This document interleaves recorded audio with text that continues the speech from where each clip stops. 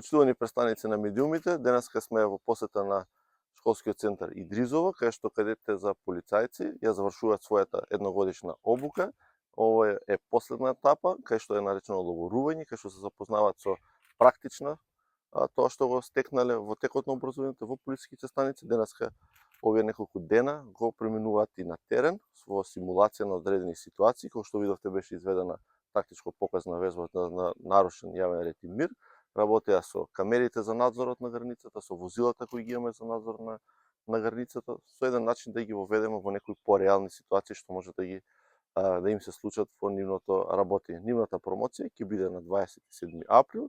Завршуваат 508 кандидати со обуката од 660 колку што беше предвидено по огласот. Значи имаме уште една селекција надвор по првичната, има и втора селекција кај што ги избираме најдобрите.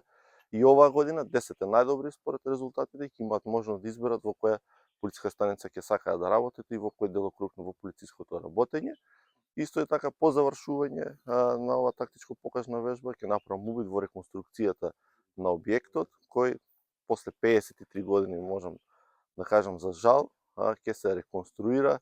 И јас често кажам во полициските станици кога одам во нивна посета, кога ќе дојдете на класен час ќе видите едно друго УРУА во Идризово, нема она како што се го ставиле пред 20 или 30 години кога сте завршиле средно полициско образование.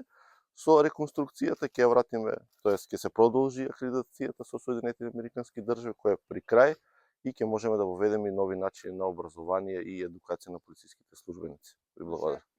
За изборите? Се може.